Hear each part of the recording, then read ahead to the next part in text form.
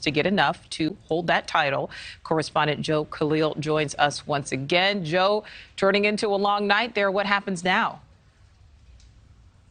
Yeah, that's right, Nicole. So the House is just adjourned, which essentially means they're calling it quits. They're going to pick it up again tomorrow at noon. And the fact that they did so is really an acknowledgement that they're just resigned to the fact that there's gridlock right now. Republican leaders are resigned to the fact that if they continue to hold more votes, a fourth and potentially fifth and so on tonight, they're likely not going to get a different outcome than what we've already seen, which is 19 or 20 House Republicans voting against Kevin McCarthy. So you got a couple of options right now. And what we understand from our sources, there's a lot of conversations going on right now. It's very likely that Kevin McCarthy and then many of his allies are trying to make some deals. You got to reach out to these 19 or 20 Republicans who are voting against him and again asking the question that they've been asking for weeks now. What is it that you want? We know that many in this group have made some demands of Leader McCarthy on certain things like making it easier to get rid of the Speaker of the House if he were to get it,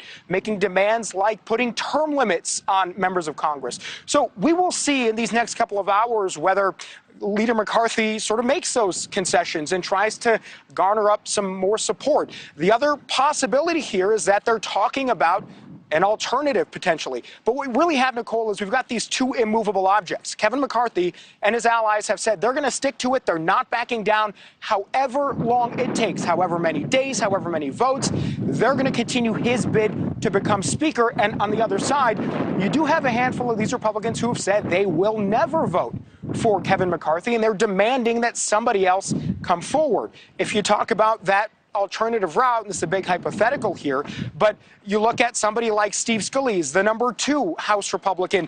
He's got a lot of respect from moderates and also from this more right-wing, if you may call them MAGA Republicans in the House. So does Kevin McCarthy eventually step back from his position and say, okay, there's no path for me?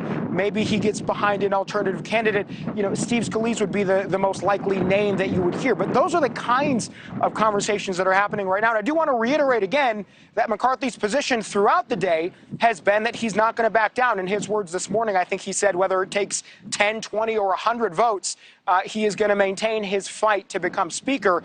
So, Nicole, we're going to pick this back up tomorrow. But right now, what we do know is there's just a lot of uncertainty around this process. And we'll see what happens if we have any sort of different outcome tomorrow. Yeah, we will Nicole? certainly see what happens. All right, Joe, thank you for that. Well, up next, Ron DeSantis sworn in for a second